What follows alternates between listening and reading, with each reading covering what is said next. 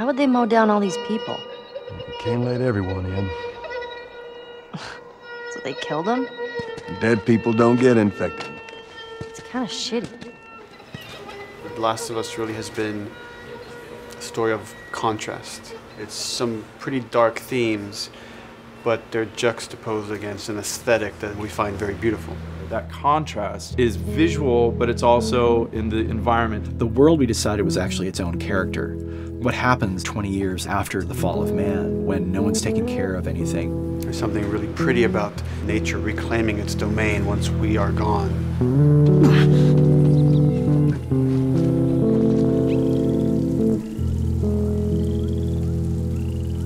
So everything we're doing in the environments is relating back to what you should be feeling in the story or what's happening to these characters. You as a player, you as Joel, you can look at these things and reflect about how much we've built and what we've lost.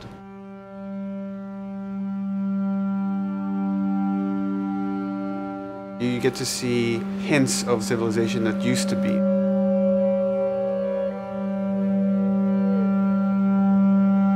Each level has, a lighting artist, a modeler, and a texture artist, and we all work together. This was the block mesh that they gave me, and it's at the interior of a building. I had to be mindful of where I had set the lighting up in the color script, how it would be coming through the windows and lighting this area, which would give us this concept. I keep everything on separate layers, so say if they don't want the guys in the concept, I can take them out, or if they don't want the closet there, I can take that out really easily. Keep everything really flexible. Well, Naughty Dog, we really try to cultivate a culture where anybody is encouraged to criticize anybody else's works. And we find that the more we do that, the better the game gets. We don't have a lot of meetings because most of the meetings are you and 2 other people hanging out at somebody's desk. If you need something to get done, you just go find that person and you talk to them about it. So, dude, I was actually trying to figure out right here, there should probably be some dead foliage.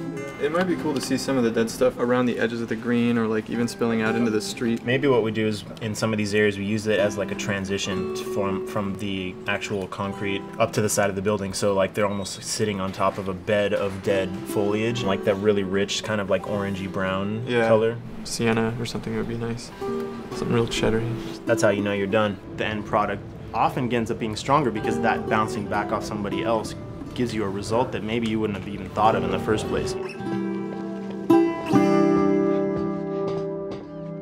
All right, here's the bridge. That's our way out of here. Mandatory evacuation. Evacuate to where? Where do you think? Quarantine zone. See, some places got a heads up before the infection showed up. Most didn't.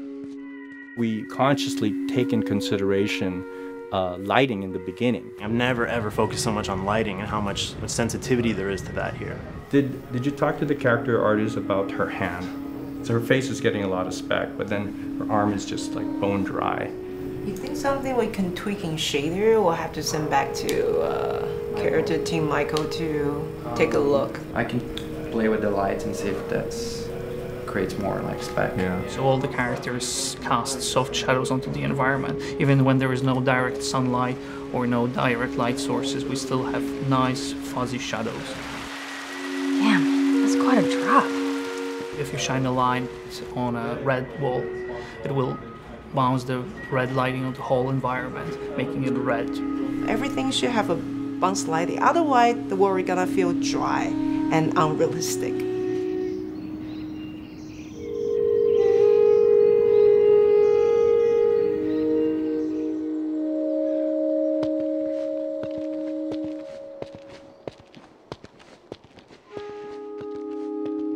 Once I finish the concept, they take it at 3D artists and lighters, VisFX guys, and they'll bring it into the game engine. They got the same sign, all the foliage, lighting. That's how it kind of translates from the color script to the finished game that you play. This way. If we cut through downtown, we can hit the Capitol building by sunrise. We hope. This engine is really driven in a way towards a very high level of cinematic control. Hopefully, if we achieve our goal, you'll see it is beautiful. There are these truly beautiful moments amid all this chaos and destruction.